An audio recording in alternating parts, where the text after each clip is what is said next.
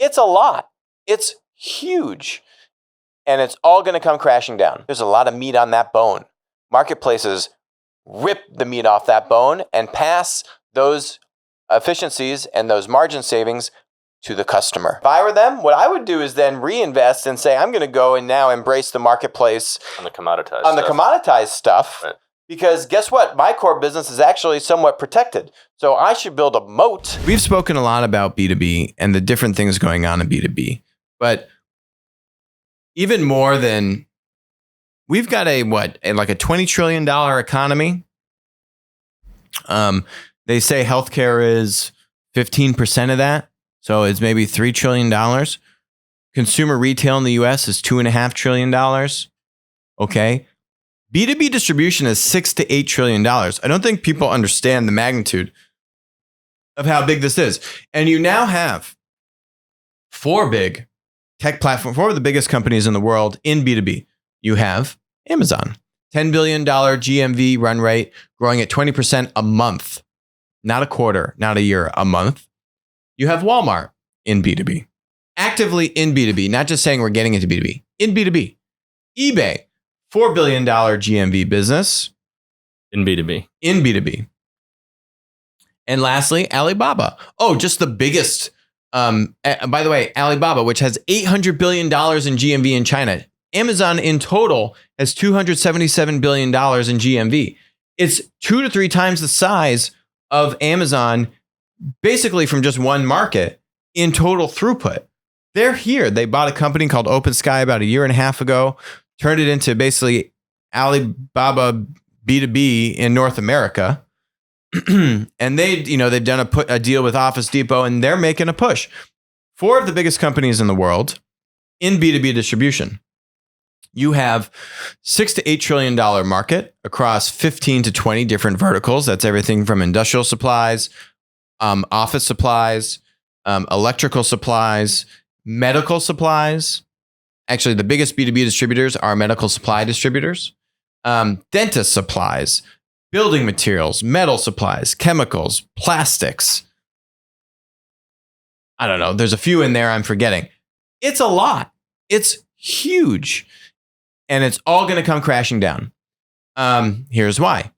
Every one of those verticals I mentioned is fragmented. Every one of those verticals has a lack of pricing transparency.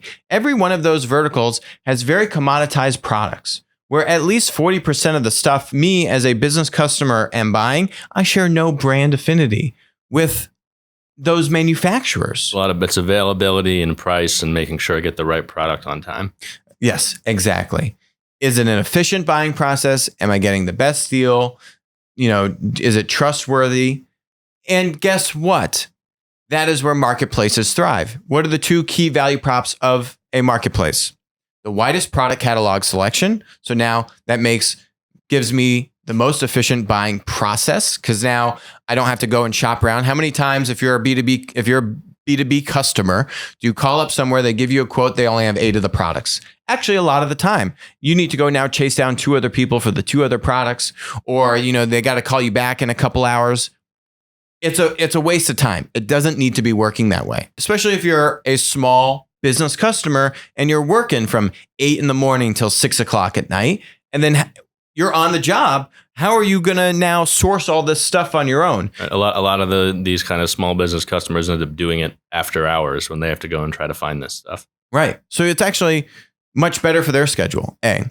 B is marketplaces start from the bottom up, not from the top down. So they start in these small business customers. They start in these small mom and pop distributors. And there are a bunch of small mom and pop distributors in every single vertical of B2B distribution, except for electronic distribution, which I'll get to in a second.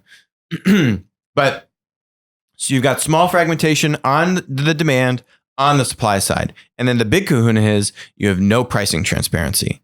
And the lack of pricing transparency is the margin opportunity for the B2B distributor.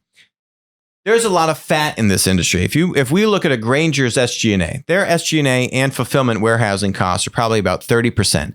They probably have about a 10% EBITDA or net income profit margin. They're doing a little over $10 billion in revenue. They're making over $1 billion a year in profit, roughly, right? 30%, I think it's about 50-50. I think it's about 15% SG&A. It's about 15% fulfillment and warehouse. There's a lot of meat on that bone.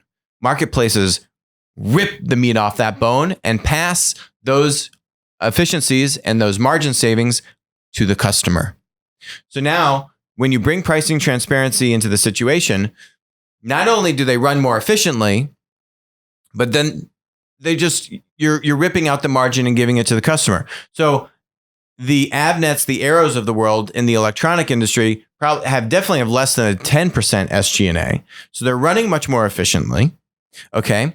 And then they're not making, a 10% profit margin that Grainger's making. A lot of meat on that bone. So what the marketplaces are doing is saying, you know what? Your margin is my opportunity. I'm going to let third-party suppliers post prices, and the best price wins the buy box.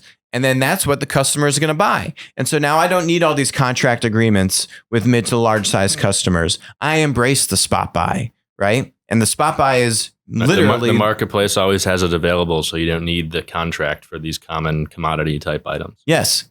So I get better prices. It's the most efficient version of going out for an RFP.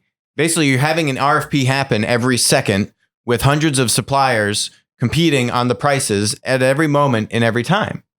And even the electronic industry sees this, where a semiconductor could vary by 10 or 20% in price in different parts of the country. The reason why the electronic industry is one of the only verticals that is somewhat marketplace resistant, and by the way, it's really only for Arrow and Avnet. All of the smaller B2B distributors in the electronic industries are also susceptible, and here's why. It's one of the only verticals that actually has any sort of brand recognition. There are 4 or 5 chip manufacturers, and those chip manufacturers will only sell to customers if they know who the customer is. So they're working with Arrow and Avnet, and Arrow and Avnet is giving the name of the customer to the chip manufacturer, and the supply chain is consolidated on the manufacturing base. And very integrated with the big distributors. With the big distributors. That's why you see Arrow Avnet at over $20 billion in revenue. And then I think the number 3 player is at like $2 billion in revenue.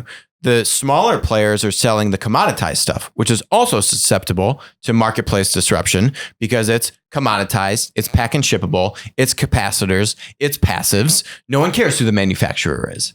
So I don't think you're going to be able to break up the manufacturing lockhold on chip manufacturing anytime soon, which means in Arrow and Avnet, probably 2 of the only actual marketplace resistant B2B distributors in the entire industry. And actually, if anything, if I were them, what I would do is then reinvest and say, I'm going to go and now embrace the marketplace on the commoditized stuff. Right.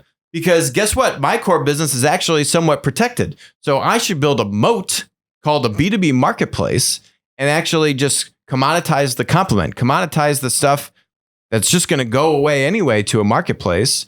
And I don't know, for Arrow Avnet, maybe it's 10 or 15% of revenue. It's a material sum when you're doing $20+ billion in revenue, but it's not actually, where does the margin come from? The margin's really coming from the 70+%, which is on the chips. So there is a massive disruption coming to B2B distribution. It's inevitable. It's really just a matter of when does it arrive? And those pack and ship industries like MRO, like electrical, like medical supplies, which Amazon's making a big push into. Yep. Those ones are going to be the ones that see the disruption first. Now, here's the thing. They've been doing this for a few years. And you have distributors saying, oh, we're doing e-com, right? We just were talking about Cardinal Health the other day, saying we have a few 100,000 products in our e-commerce store. You have Grainger saying the same thing. We added a few 100,000 products this past quarter. And basically what we've said is you need to be talking about adding millions of SKUs. You need to be talking about how Walmart bought Jet.com and within 12 months of buying Jet.com added 45 million SKUs. You need to be adding tens of millions of SKUs in 12 months if you want to be able to compete against the large tech monopolies that are coming into that are in B2B distribution. And unless you can handle that kind of scale, you're not going to win. And then it's really a question of this.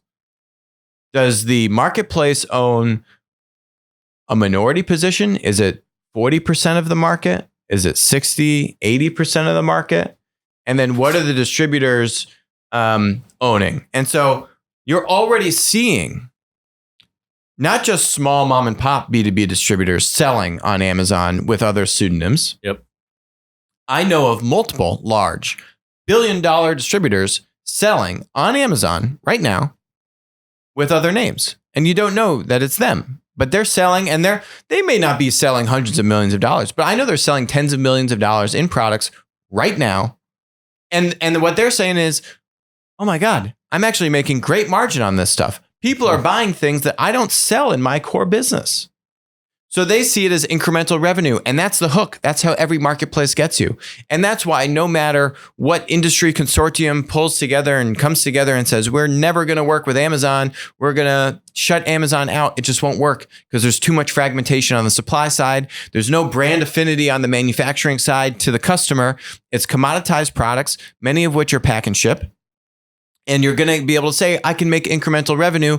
This marketplace thing is inevitable. I might as well make a little bit more money. And that's exactly the right mentality if you are a small to mid-sized B2B distributor. If you're a mid-sized B2B distributor, I'd be trying to sell my business so fast. I'd be trying to sell my business yesterday while there's cheap debt. Oh my Lord, I'd be out of this thing in 2 seconds. If I'm a large distributor and I'm actually in it for the long haul and I can't sell myself, you have to try to be a B2B marketplace. Otherwise, you have to start thinking to yourself, how do I move to a majority of my revenue coming from much less commoditized, more higher kind touch, value-added services. Higher touch, value-added services, kind of like I'm selling a system to customers. That means your business 5 years from now is going to look very different than it does today. So very different. Whether regulated parts of the industry. Whether you're embracing the disruption and going on the marketplace side and trying to figure out how do I, own this new model, doing similar stuff that I do today, or I'm going in a very different route, it's going to change. It's a question of which route you're going to go. And some of those distributors that are the big distributors today that are moving in the value-added service route may be doing a lot less volume 5 years from now than they are doing today, even if the business still exists. Right. And that's just, it's going to happen. And when the dust settles over the next 5 to 10 years, this is going to take time. So even though the Grangers of the world aren't saying, oh, we're not seeing it affect, we're seeing huge growth on our e-commerce, what you need to understand is that every one of these verticals that I mentioned is over $100 billion in size, pretty much. So if Amazon's doing $10 billion in GMV and they're still growing at 20% a month, they're spread across multiple verticals. So Amazon may only be doing $1 or $2 billion in MRO.